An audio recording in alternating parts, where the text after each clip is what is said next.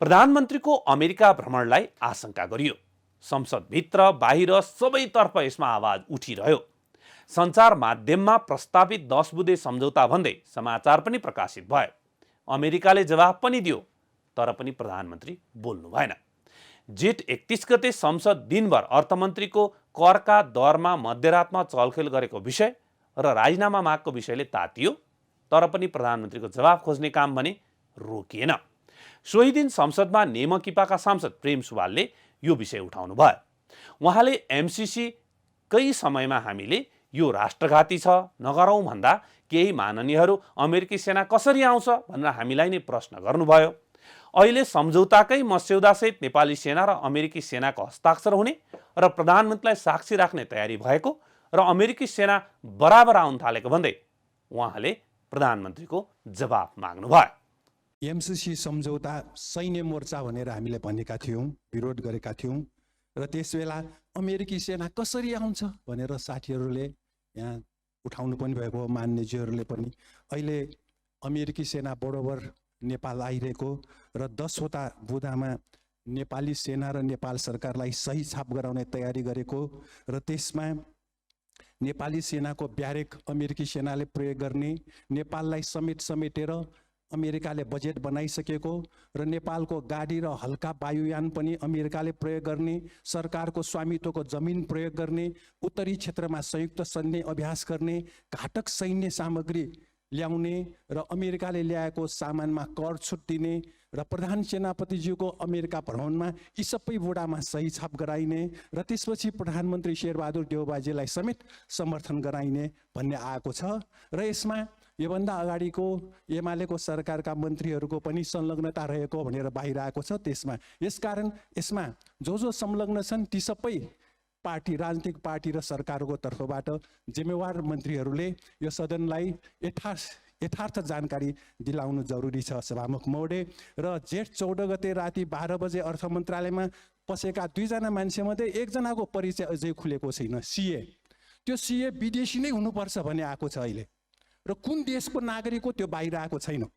विदेशी नागरिक अर्थ मन्त्रालयमा कर छुट गराउन कसरी पुगे, अर्थमन्त्रीजीले कसरी यो बाटो दिनुभयो र यो कमिसन कति प्राप्त भयो, त्यसमा गठबन्धन दलका सरकारका नेताहरूले कति पाए, यो सबै बाहिर आउनु पर्यो। सभामुख महोदय, संसद भित्र मात्र होइन, बाहिर सञ्चारकर्मीको जिज्ञासामा पनि सांसदहरू बोलिरहे।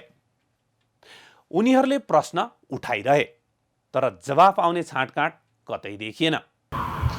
चिन्ताको विषय हो र यो अहिले पछिल्लो समयमा यो सम्झौता गर्नलाई अहिले चाहिँ 4 तारिक दरमियान चाहिँ आएको बेलामा चाहिँ सम्झौता गर्ने प्रयास पनि सायद चलिरहेको मैले सुनेको थिएँ। सायद अहिले चाहिँ सम्झौता हुन सकेन, तर पनि यो पछाडि फेरि पनि सम्झौता गर्ने प्रयास चाहिँ निरन्तर रूपमा जारी भएको सुनिन्छ। र त्यसो भएको हुनाले यदि त्यो सम्झौता भयो भने त्यो विडम्बनाको विषय पनि छ। नेपालको राष्ट्रिय अस्मितामा गम्भीर घातक हुन्छ, गम्भीर राष्ट्रघात हुन्छ र चाहिँ नेपाली सेना चाहिँ अमेरिकन सेनाको आइपिएसको अङ्ग बन्न जान्छ।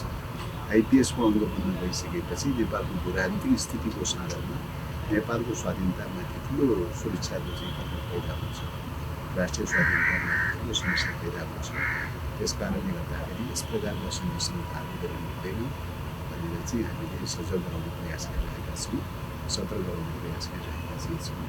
मलाई लाग्छ अब अहिले सुशील सरकारले त्यस प्रकारका सम्झौताहरू गर्नु छैन भन्ने कुरामा आशावादी छ। अत्यन्त गम्भीर विषय आज हाम्रो देशका सामु छ। यहाँहरूले आज मात्रै समाचार माध्यममा हेर्नुभयो होला, अमेरिकाको उटा राज्यको नेसनल गार्ड अर्थात् राष्ट्रिय पहरेदार भन्नुभए पनि हुन्छ, प्रतिरक्षक भन्नुभए पनि हुन्छ, त्यो अमेरिकी सेना नै हो। त्यो सेनालाई नेपालमा ल्याएर सम्पूर्ण रूपमा सैनिक गतिविधि गर्ने र नेपाललाई अमेरिकाको सामरिक गठबन्धनमा लैजाने गरी एउटा सम्झौता हुन लागेको छ भनेर त्यो सम्झौताको अनुदित प्रतिलिपि आज समाचार माध्यममा प्रकाशित भएको छ। यहाँहरूले त्यो हेर्नुभयो होला। यदि त्यसलाई गम्भीर रूपमा हेरियो भने, यदि त्यस्तोमा नेपालले प्रवेश गर्ने हो भने नेपालको संविधानको धारा 51 को ड र 279 अरू सबै हाम्रो जुन अहिले असंलग्न स्वतन्त्र परराष्ट्र नीति हो जो संयुक्त राष्ट्रको बडापत्रमा आधारित छ, असंलग्न र पञ्चायत समितिका सिद्धान्तमा आधारित छ। हामी चीन र भारत जस्ता विशाल देशहरूको बिचमा रहेको जुन प्रकारको संवेदनशील राजनीतिमा छौँ, यो देशको त सम्पूर्ण रूपमा परराष्ट्र नीति नै ध्वस्त भएर जान्छ र त्यस्तो गम्भीर कुरा बाहिर आएको छ र यो गम्भीर कुरा भित्रभित्रै गर्न लागिरहेको छ भन्ने कुरा सुन्नमा आएको हुनाले नै अन्तर्राष्ट्रिय सम्बन्ध समितिले तत्सम्बन्धमा असार 5 गते प्रधानमन्त्रीजीले स्वयं यो कुरा स्पष्ट पार्नुपर्छ। त्योभन्दा अगाडि 3 गते परराष्ट्र मन्त्रीजीले यो कुरा स्पष्ट पार्नुपर्छ, उहाँहरू आउनुपर्छ भन्ने कुरा निर्णय गरेर हाम्रो समितिको सभापतिले अन्तमा त्यो पत्र पठाइनेछ भनेर हामीलाई जानकारी गराउनु भयो।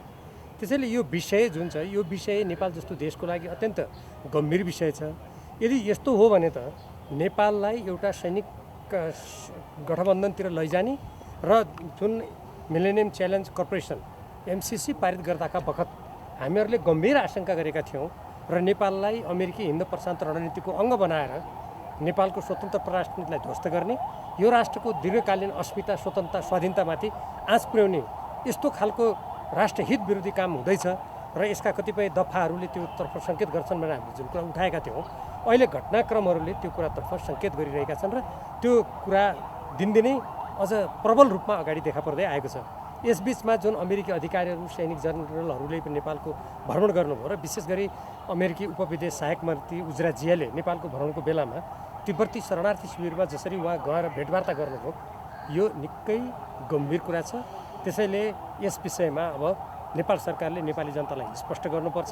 संसद भवन परिसरमै बोल्ने नेपाली काङ्ग्रेस तथा लोकतान्त्रिक समाजवादी पार्टी लोसपाका सांसदहरूले पनि सत्तारूढ गठबन्धन तथा प्रतिपक्षबाट अति गम्भीर भनी उठाएको विषयलाई सामान्य रूपमा लिएको बताउनु भयो। जहाँसम्म बजारमा चर्चा चलेको छ, अमेरिका र नेपालको बिचको सैन्य गठबन्धन अथवा सैन्य सहभागिताको कुरा छ, स्टेट लेभलकै भनौँ न, राज्य लेभलको चर्चा छ। त्यस्तो हो जस्तो मलाई लाग्दैन। म पनि अध्ययन गर्दैछु र नेपाली सेनाको सशक्तिकरणका लागि, नेपाली सेनाको आधुनिकीकरणका लागि र नेपाली सेनाको सैन्य क्षमता वृद्धिका लागि र संयुक्त राष्ट्रसङ्घमा नेपाली सेनाले खेलेको महत्त्वपूर्ण शान्ति सेनाको भूमिकालाई थप क्रियाशील र मजबुत बनाउनका लागि हो भन्ने बुझाइमा नेपाल सरकारले काम गरिराखेको छ र अमेरिकी सेना र सेनाका प्रतिनिधिहरू पनि विगतमा पनि आउनुहुन्थ्यो, अहिले पनि त्यसै सीमाभित्र रहेर आउनुभएको। हाम्रो पार्टीले संविधानमा भएको जुन व्यवस्था हो, पञ्चशील, असंलग्न राजनीति, होइन, त्यसको पक्षधर हो र हल्ला भने देशमा हल्लै हुन्छ, त्यसमा वर्ग के बात, कुनै काम भएको म देख्दिनँ। अब हल्ला गर्नेले त गर्छ, यो आजको हल्ला होइन, MCC कै बेलादेखिको हल्ला हो। अहिले त फेरि सम्झौताको ड्राफ्ट पनि बाहिर आएको छ। ड्राफ्ट कसले गरे त? कसले गरे? बाहिर त तपाईँ पनि राख्दिन सक्नुहुन्छ नि।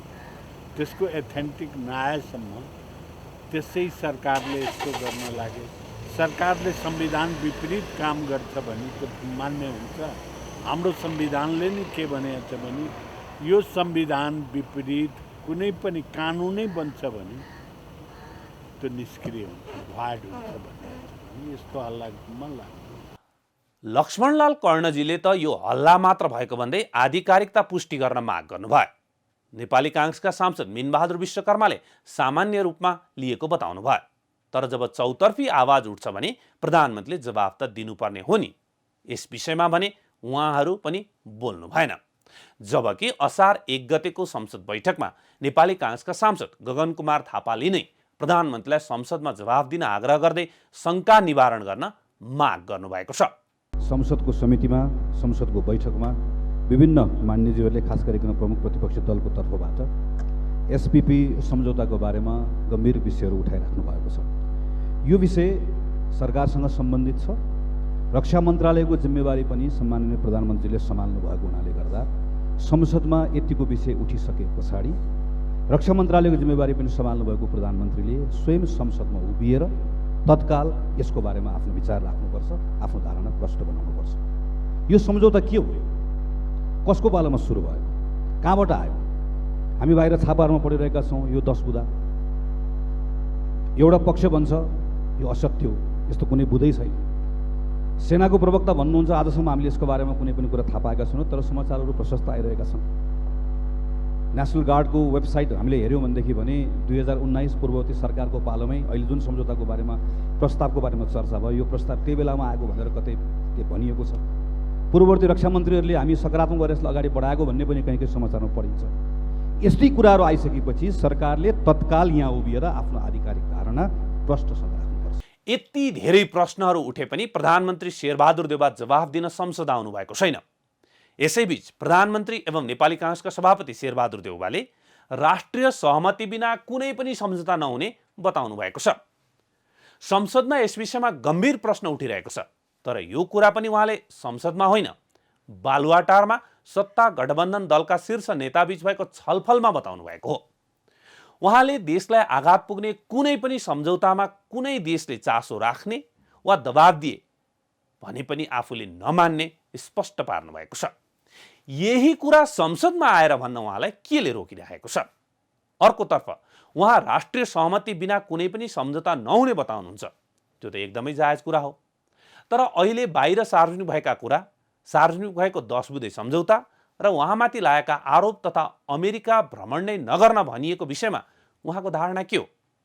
जवाफ नदिने नै हो प्रधानमन्त्रीज्यू? यही हो जनउत्तरदायी सरकारको रवैया? अन्यत्र बोलेर हुँदैन, संसदको रोस्टममा उभिएर सांसद अनि देशलाई जवाफ दिनुहोस्, अनि बल्ल सबै आश्वस्त हुनेछन्।